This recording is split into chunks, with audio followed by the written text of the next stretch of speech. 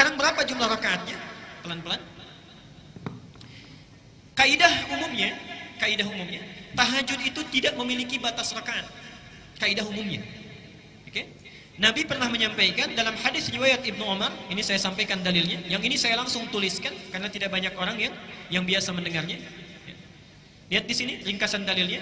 Ada di Al-Bukhari nomor hadis 460, Muslim 1782 dan At-Tirmidzi nomor hadis 437. Dari Ibnu Umar, lihat rumus pertamanya. Salatul laili, salat malam itu cara menunaikannya masna. Silakan lakukan dengan dua-dua. Jadi 2 rakaat salam, 2 rakaat salam. Fa idza khashiya ahadukumus subha shalla rak'atan wahidatan tutiru lahu ma qad shalla. Kalau sedang menunaikan dua-dua itu tiba-tiba tidak sadar sudah dekat ke subuh, maka langsung tutup dengan sekali witir. Jadi aturan umum salat tahajud itu yang dilakukan di malam hari itu umumnya tak terbatas jumlah rakaatnya.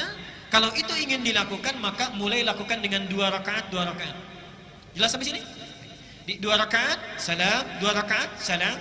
Tiba-tiba kita akan bangun lagi, misalnya datang fajar, lebih dekat fajar, cukup bangun tunaikan 1 rakaat dan itulah disebut dengan witir sebagai penutup. Jelas sampai sini? Baik. Adapun yang sering dilakukan Nabi, walaupun Rasulullah menyampaikan umumnya kepada para sahabat, kenapa hikmahnya menyampaikan dua-dua? Karena Nabi tahu kalau sahabat diajarkan satu amalan pasti akan ditiru itu. Pasti akan ditiru. Pertanyaan saya, apakah semua orang bisa meniru Nabi? Belum tentu.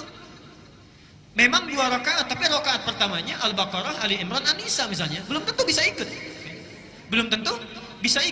Karena itu diberikan kemudahan oleh Rasulullah. Yang biasa dilakukan Nabi, lihat sini. 1, Nabi kadang sholat dengan 13 rakaat. Ini yang biasa dilakukan oleh Rasulullah. Ini kalau tinggal beliau di rumahnya Maimunah. Hadisnya sahih, di antaranya di Abu Daud nomor hadis 1367. Ini langsung diriwayatkan oleh Ibnu Abbas, dan saat itu Nabi sholatnya bersama Ibnu Abbas. Jadi Ibnu Abbas sedang diajarkan sholat tahajud oleh Rasulullah, ditunaikan 13 rakaat. Kalau 13 rakaat ada 2 cara. 1, tunaikan dulu sholat yang ringan 2 rakaat, disebut dengan khafifatin. Dia tidak perlu pakai sunnah. Kita sholat misalnya takbir saja, Allahu Akbar, kemudian langsung kita baca Al-Fatihah, iftitahnya sedikit saja, langsung Al-Fatihah gitu ya, sampai dengan waladhdallin, amin, kemudian rukuk. Jadi tidak membaca surah. Itu 2 rakaat pembuka. Disebut khafifatain, 2 rakaat yang ringan. Selanjutnya tunaikan 2, yang terakhir ditutup witirnya 1. Ya. Jadi kalau antum ingin menunaikan salat yang 13 rakaat, maka rumusannya formula 1, 2 rakaat ringan. Kemudian selanjutnya masuk tahajud, 2 rakaat sampai dengan ke-10-nya, ya. Kemudian setelah itu tutup dengan 1 witir. Yang kedua, kalau beliau menginap di rumah Aisyah, itu yang sering dilakukan adalah 11 rakaat. 11 rakaat. Formulanya bagaimana? Ya, kita lihat hadisnya sahih. Al-Bukhari nomor hadis 3569, Muslim nomor hadis 738. Kalau dilakukan dengan 11 rakaat bisa dengan 2 cara. 1, yang dilihat oleh Aisyah langsung, Nabi melakukan 4 kemudian witirnya 3. Jelas ya? 4 witirnya 3. Jadi 4 rakaat pertama, 4 rakaat kedua, kemudian witirnya 3. Tapi ketika Nabi menyampaikan kepada sahabat yang lain, subhanallah, 11 ini diberi pilihan. Bahkan bahasa Nabinya masna, 2. Ya. Jadi kalau antum ingin menunaikan 11 rakaat, boleh 4-4-3, boleh 2-2-2-2, witirnya terakhir ditutup dengan bisa 3, bisa 1. Bisa 3, bisa 1. Tapi tolong catat gini ya, tolong catat dengan penting. Sifat salat Nabi, kalau beliau melakukan di 4-4-3, itu biasanya di setiap rakaatnya, misal yang 1, yang 4 ini, itu banyak yang dibaca, ditamatkan, diselesaikan. Misal 4-4-3, dari 4-4-3 ini ingin menamatkan misalnya, mohon maaf, 4-4-3 11 juz. Di setiap satu berdiri satu juz misalnya.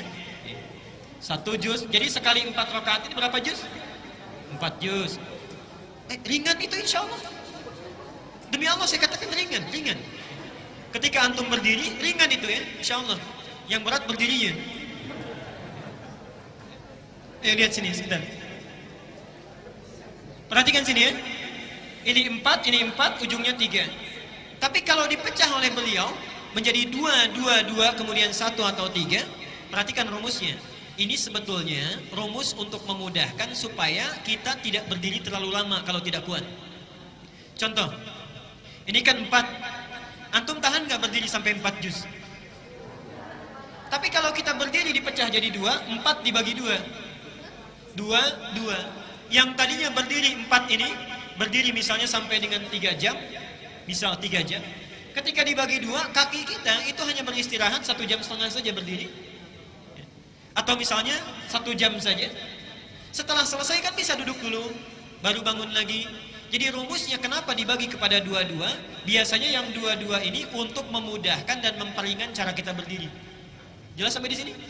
Baik. Jadi kalau antum ingin nyaman, banyak berdirinya, banyak turun naiknya, silahkan tunaikan 2-2-2-2. Kalau sekiranya ingin menamatkan Qur'annya, sanggup berdirinya, silahkan tunaikan 4-4-3. Jelas sampai di sini? Baik. Jangan ribut begini, oh ini yang benar 4-4-3, oh tidak ini 2-2-3 ya. Tapi sholatnya sama, tidak sesuai sunnah Nabi. Yang 4-4-3 30 menit ya. Yang 2-2-2-1 cuma 20 menit, itu sama-sama keluar.